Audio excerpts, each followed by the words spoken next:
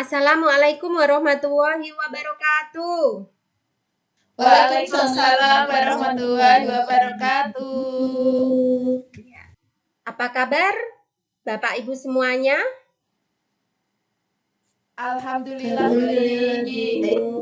Sehat Bu, sehat. Ya baik, silakan Pak Evi. Izin share screen ya Bapak Ibu. Oke, ya. Bapak Ibu semuanya, pada kesempatan kali ini kita alhamdulillah diberikan kesempatan untuk dapat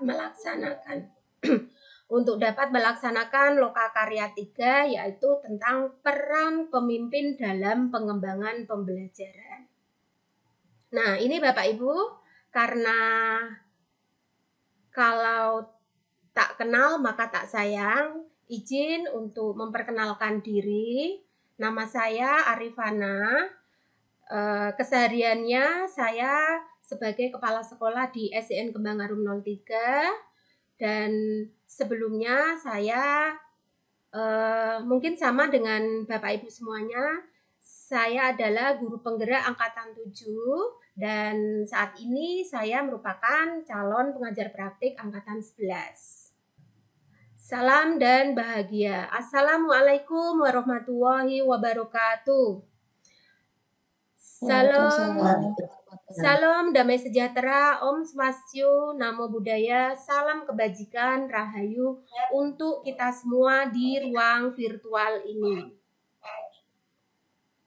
Nah, Bapak Ibu, sebelum kita memulai Lokakarya 3 kita pada siang hari ini, sebelumnya kita mari membuat kesepakatan bersama.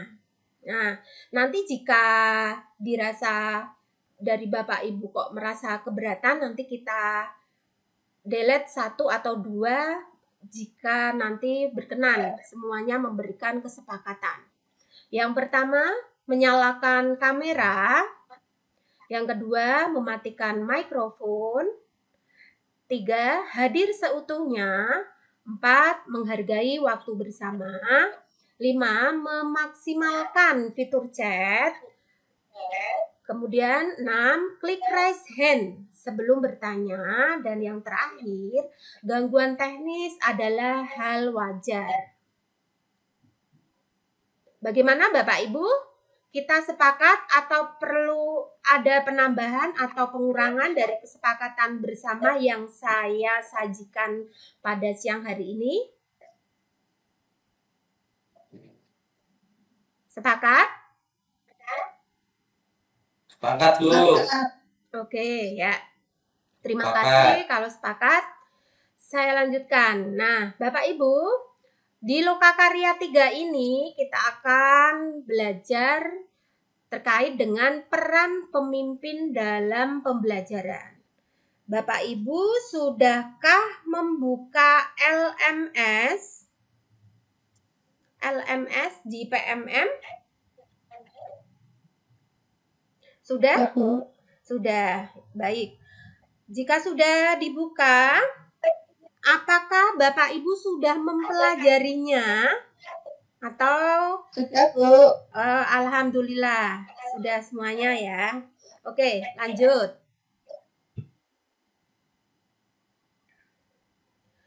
Nah, ini saya izin mengkonfirmasi apakah betul ya tujuan belajar pada Lokakarya 3 ini. Yang pertama, calon guru penggerak mampu mendemonstrasikan pemahaman mereka tentang pembelajaran berdiferensiasi. Kedua, calon guru penggerak mampu mendemonstrasikan pemahaman mereka mengenai mindfulness dan integrasi 5 kompetensi sosial emosional dalam praktik mengajar. Mohon maaf, Pak Hevi, mikrofonnya masih menyala. Pak Hevi? Oke Bu, maaf Bu. Oke, terima kasih. Selanjutnya, calon guru penggerak merencanakan strategi berbagi dengan rekan sejawat mengenai pembelajaran berdiferensiasi dan kompetensi sosial emosional. Ya. Nah, Bapak Ibu, ini ada pertanyaan pemantik. Yang pertama, apa itu pembelajaran berdiferensiasi dan KSE? Nah, silakan. Saya akan membagikan Jamboard terkait dengan pertanyaan pemantik yang pertama. Silakan saya share link Jamboard yang nantinya Bapak Ibu bisa membukanya dan mengisi. Baik. Bapak Ibu, pertanyaan yang pertama. Linknya mana, Bu? Linknya di chat box. Oh iya, nggih. Ya. Apa yang dimaksud dengan pembelajaran berdiferensiasi dan KSE? Silakan Bapak Ibu bisa menuliskan di Jamboard tersebut. Ya, bisa belum? Bisa, Bu. Ya, silakan Bapak Ibu untuk bisa mengisi di Jamboard yang sudah saya siapkan. Ya, sudah ada yang masuk.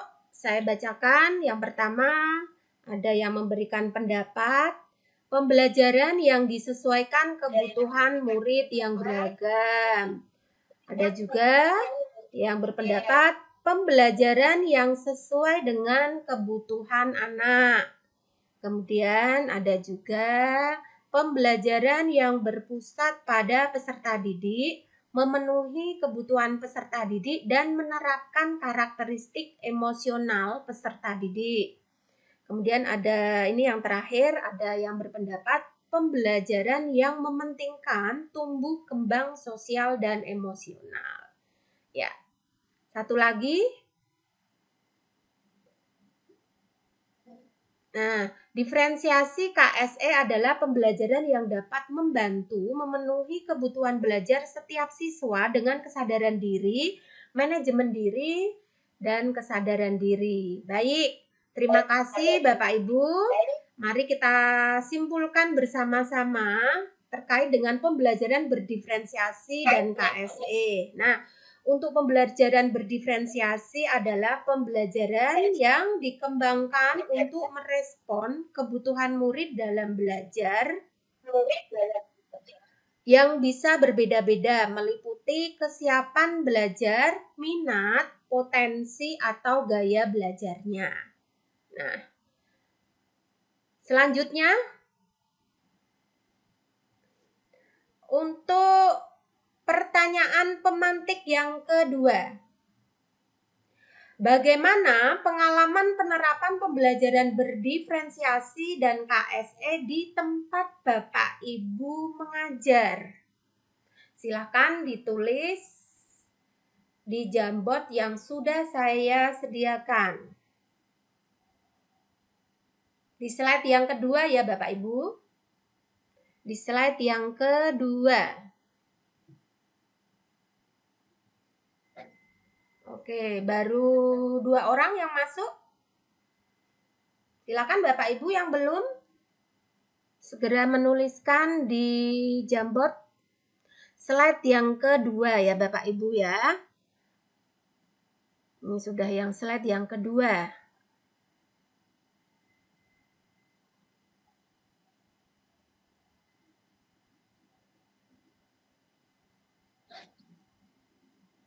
Budian sudah?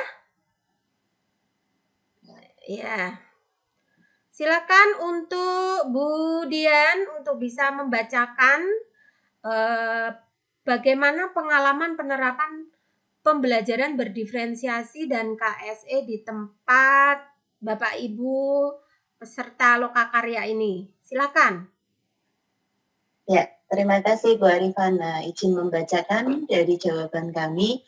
Yang pertama, awal-awal sih rada kesulitan, tapi kalau dirasa-rasakan jadi enakan.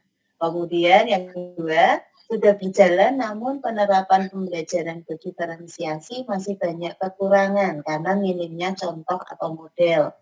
Yang ketiga, diintegrasikan dengan pembelajaran untuk PSE.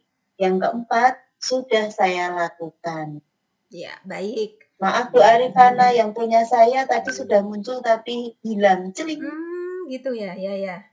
Iya. Dari keempat pendapat Bapak Ibu semuanya, ini kalau bisa disimpulkan, silakan yang bisa menyimpulkan. Kak Megandari, silakan disimpulkan penerapan di tempat Bapak Ibu semuanya ya, peserta Lokakarya 3 ini. Silakan, monggo Bu Megandari.